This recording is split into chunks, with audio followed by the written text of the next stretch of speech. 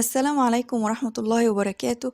ازيكم عاملين ايه؟ واهلا بيكم معايا النهاردة في فيديو جديد ووصفة جديدة من وصفات مطبخ رودي. النهاردة ان شاء الله الفيديو بتاعنا سهل جدا، هنعمل مع بعض فطاير سهلة بعجينة سهلة، مقادير اقتصادية جدا موجودة عندك في البيت. هنعملها بقى كده للفطار الصبح مع كوباية شاي. طعمها بجد في منتهى الجمال وسهلة، يعني مش هتاخد معاكي اي وقت خالص ولا مجهود. يلا بينا نبدأ ونروح للطريقة والمقادير.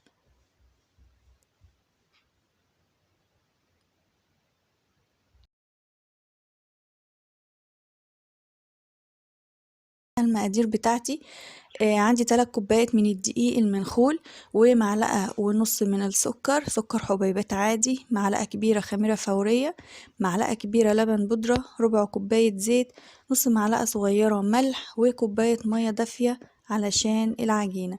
طبعا شايفين المقادير قد ايه هي سهلة وبسيطة، مقادير سهلة جدا، ولا فيها لا بيض ولا فيها لبن ولا فيها اي حاجة خالص، يعني اقتصادية على الاخر. في بولة بقى وهحط معلقة ونص من السكر، ومعاهم معلقة كبيرة خميرة فورية، معلقة كبيرة لبن بودرة، وهحط شوية من المية كده هقلب فيهم الخميرة والسكر. لو انتي حابة تستغني عن اللبن البودر وتستخدمي بدال المية كوباية من اللبن، تمام خالص مفيش اي مشكلة. حابة يعني تزودي حاجة تشيلي حاجة براحتك، بس انا حبيت ان انا اعملها كده بمية علشان خاطر تبقى اقتصادية اكتر. بعد كده بقى هضيف الدقيق، وهضيف نص معلقة صغيرة من الملح، وهبدأ ان انا اعجن بالشكل ده. هقلب بس كده الاول بالاسباتيولا، وبعدين بقى ايه هعجن كويس.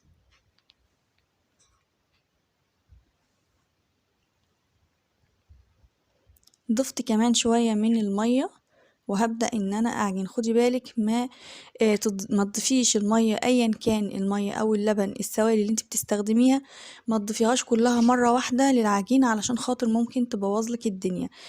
طبعا في دقيق بيختلف من نوع للتاني، يعني مش كل الدقيق زي بعضه، في دقيق بيقبل السوائل ودقيق لأ. فطبعا خدي بالك ولاحظي ان انت تضيفي المية او الحليب اللي بتستخدميه شوية بشوية، لحد ما تحسي ان قوام العجينة بقى كده تمام خلاص. تمام، بعد كده بقى هضيف ربع كوباية من الزيت، ومعلقة كبيرة من الخل الأبيض، وهبدأ بقى ان انا اعجن.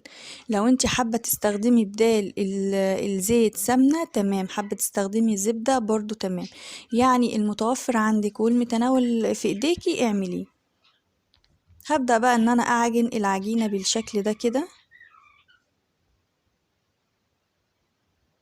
شايفين بقى العجينة سهلة قد ايه هي سهلة وبسيطة، المقادير كمان سهلة جدا واقتصادية جدا، يعني كل حاجة هتلاقيها متوفرة عندك في البيت، يعني في اي وقت هتقومي تعمليها.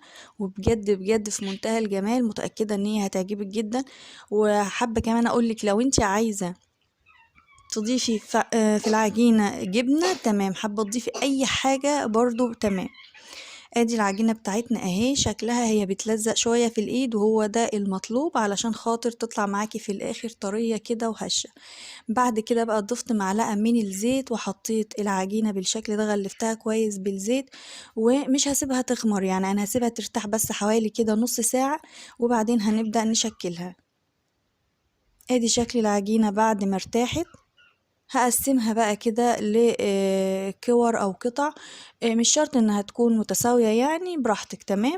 هقسمها كده يعني بشكل عشوائي، وبعدين هنبدأ ونشوف هنشكلها ازاي.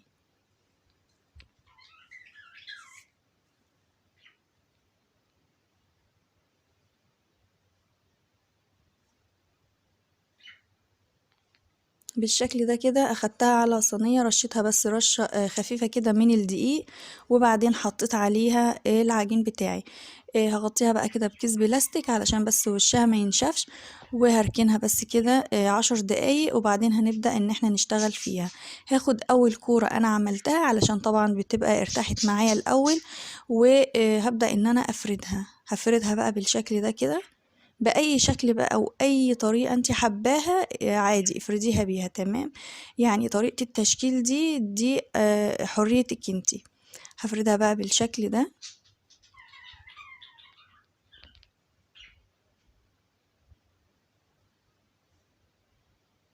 وبقطاعة أي قطاعة عندك. هبدأ إن أنا أقطعها بالشكل ده. ممكن كمان لو مش متوفر عندك أي قطعات خالص ممكن تستخدمي السكينة. يعني ما توقفيش نفسك، ما أي المتوفر عندك اعمليه تمام. هبدأ بقى إن أنا أشكلها بالشكل ده كده. والزيادات دي طبعا أنا مش هرميها، أنا هكورها تاني وهسيبها ترتاح وبعدين هنبدأ برضو نشكلها.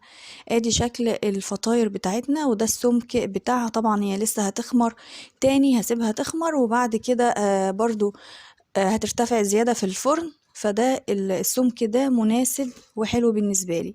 هبدأ بقى ان انا اخدها على الصاج او الصينية اللي انا هدخلها الفرن وهنكمل تشكيل بنفس الطريقة.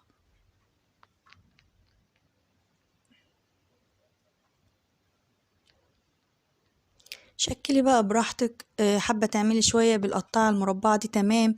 واحدة مثلا مدورة تمام. يعني إيه اللي يريحك والمتوفر عندك.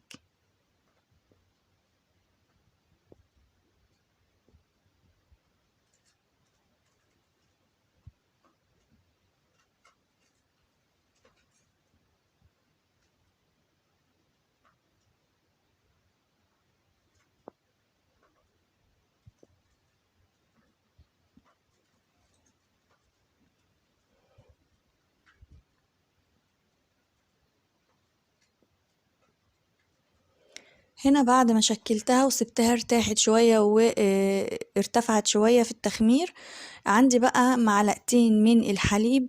ضفت لهم ربع معلقة صغيرة من القهوة سريعة الذوبان. هقلبهم كويس كده مع بعض وبعدين هدهن بيهم وش الفطاير.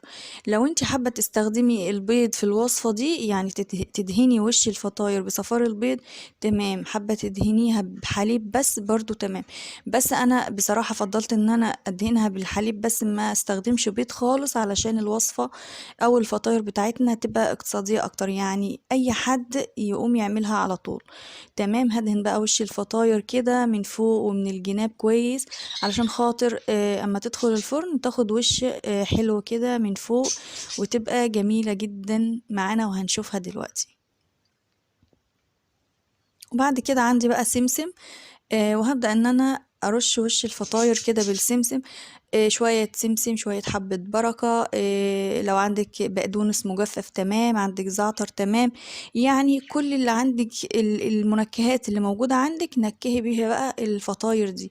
حبة شوية سمسم، شوية حبة بركة، شوية بقدونس مجفف، يعني المتوفر عندك استخدميه. وعندي هنا شوية من حبة البركة.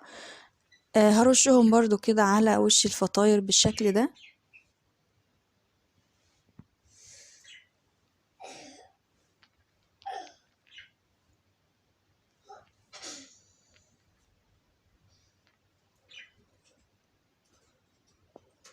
وطبعا في الوقت ده انا مشغلة الفرن. هدخلها بقى الفرن على الرف الوسطاني. هشغل من تحت بس على درجة حرارة 200 لحد ما تاخد لون ذهبي من تحت وبعدين هشغل عليها الشواية. وهتطلع بقى معانا وتبقى بالشكل ده مع احلى كوباية شاي. بجد هتاكلي احلى فطاير في الدنيا. فطاير سهلة جدا بعجينة سهلة ولا اسهل من كده. يعني احنا شفنا العجينة مع بعض سهلة جدا ما فيهاش اي تعقيد ولا فيها اي حاجات زيادة. يعني بشوية مية وكوبايتين دقيق هتعملي أجمل وأحلى فطاير في الدنيا. طعمها حلو جدا ومناسبة جدا للفطار، للعشاء. ممكن تحطيها كمان للولاد وهم رايحين المدرسة. لو حباها تبقى مغذية أكتر ممكن تضيفي لبن، تضيفي بيض، يعني اللي انت عايزاه. ممكن تحشيها جبنة، احشيها أي حشوة انت عايزاها. حباها سادة زي ما احنا عملناها النهاردة كده مع بعض برضو تمام جدا. اتمنى ان انتوا تجربوها واتمنى ان الفيديو يكون عجبكم. ما تنسوش بقى لو عجبكم الفيديو اعملوا له لايك وشير وسبسكرايب لقناتنا على اليوتيوب. واشوفكم ان شاء الله على خير في فيديوهات ووصفات جاية كتير. والسلام عليكم ورحمة الله وبركاته.